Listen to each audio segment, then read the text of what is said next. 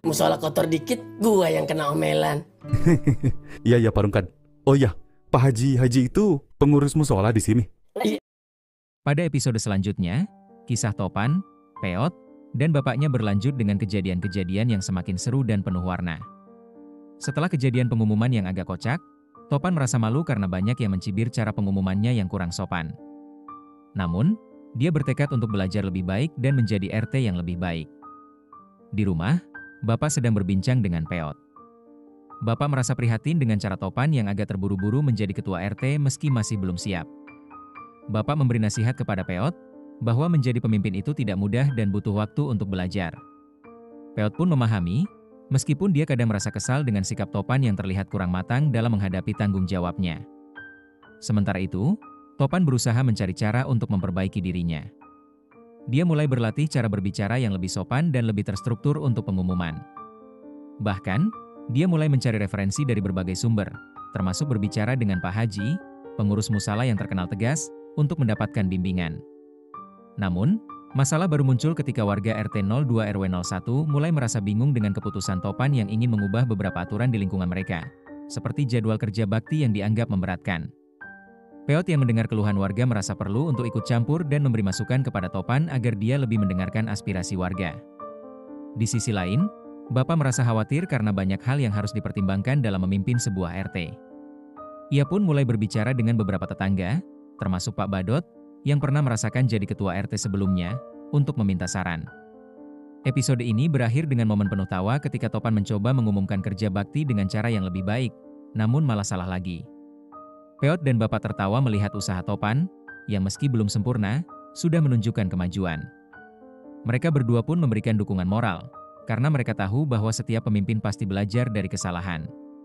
Kedepan, mungkin ada lebih banyak dinamika yang akan terjadi, dengan Topan yang berusaha menyeimbangkan tugasnya sebagai RT dan belajar menjadi pemimpin yang bijaksana, sementara Peot dan Bapak tetap memberikan arahan dengan cara mereka masing-masing.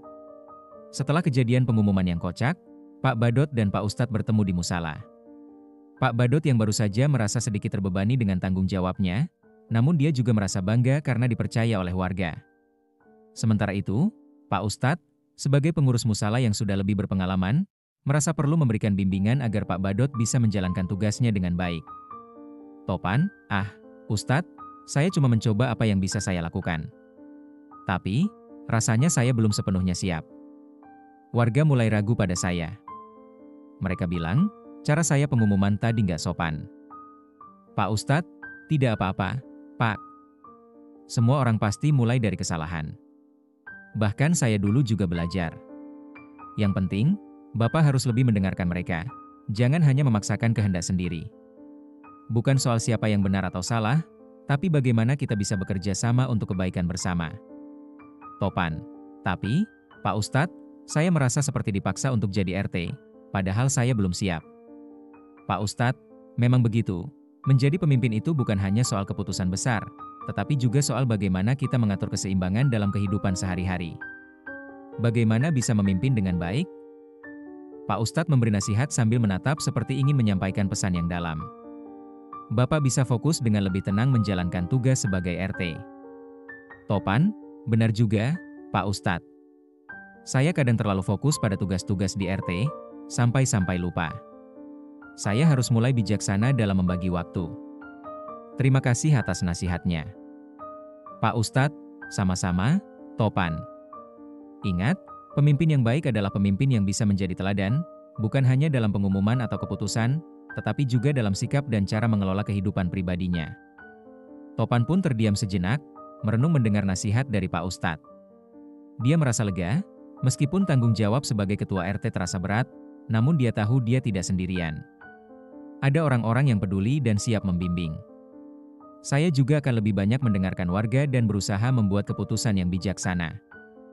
Pak Ustadz, begitulah yang terbaik, Topan pun. Semoga tugas Bapak lancar, dan insya Allah semua akan berjalan dengan baik jika dilakukan dengan ikhlas dan sabar. Setelah percakapan itu, Topan merasa lebih tenang dan siap menghadapi tantangan sebagai RT. Dia pun melangkah keluar musala dengan tekad yang lebih kuat, siap untuk berbicara dengan membuat perubahan kecil. Sementara itu, Pak Ustadz melanjutkan pekerjaannya di musala, merasa puas karena bisa memberikan nasihat yang berguna bagi seorang pemimpin yang sedang berjuang untuk menjadi lebih baik.